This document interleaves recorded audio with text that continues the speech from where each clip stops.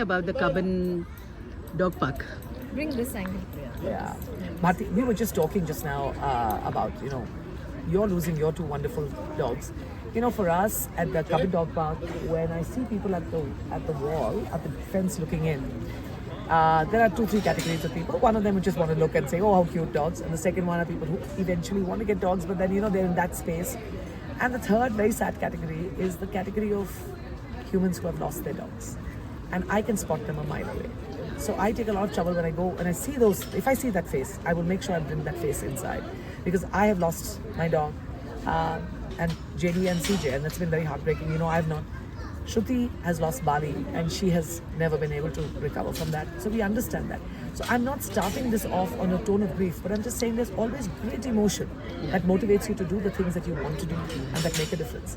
So the people who've come in, we've had them feel more nurtured in this environment. And the second thing is, when people are in that transition, I've had so many people coming in and tell me this. I always wanted to be on that side.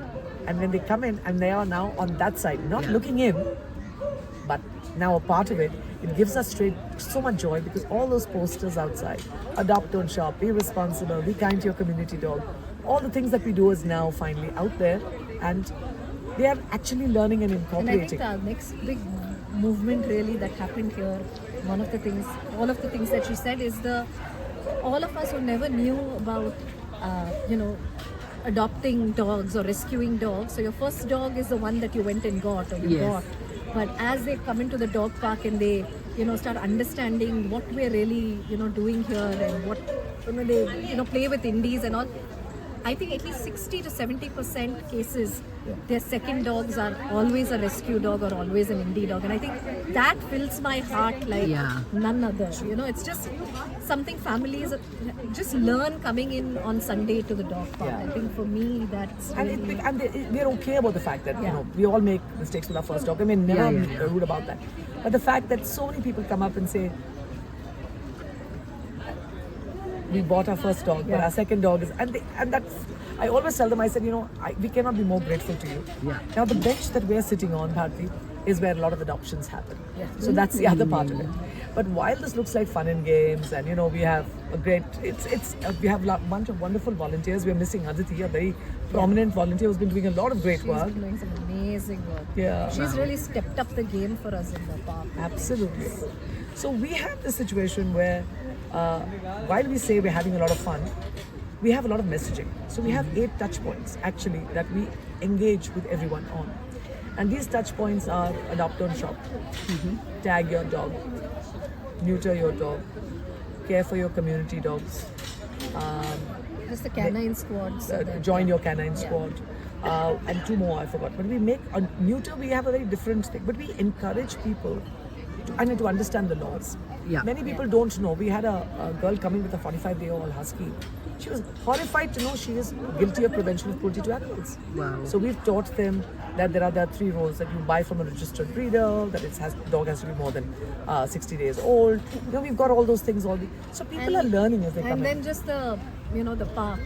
See, a lot of people come here because the dog park is open for you to bring your dogs and unleash your dog. But when you're walking in the park, I think we go about telling them 2 things, which is leash your dog, of course tag your dog, which is our common thing, and then pick up after your dog if they poop. Because I think that's something, people just think you're in a park, how does it matter? So I think for us, educating people on what they need to do in a park, where it's okay for you to kind of let your dog loose. I think that's something which is, we're very keen on. Very, very strong on civic sense. So we're big on responsible pet parenting.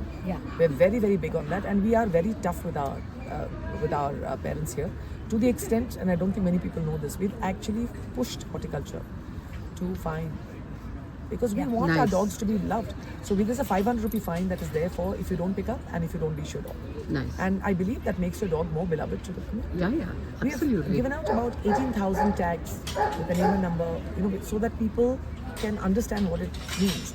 We always have stories. We never talk about, oh, you should do this. We also do that. We also Hitler sometimes. But my favorite story is just this, saying, when somebody says, no, my dog is safe, we don't have to tag our dogs. And I say, do you have medical insurance? Yeah.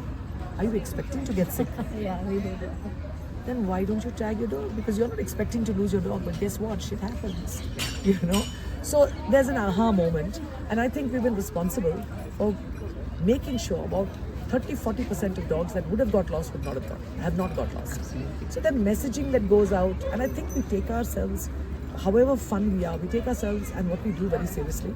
This is the largest free dog park in the country. And this is probably the one that is beloved. People know we fight for them. People understand this.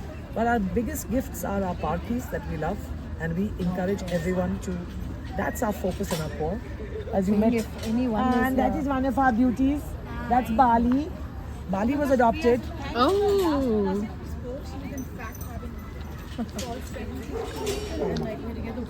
I'm tired of being the I told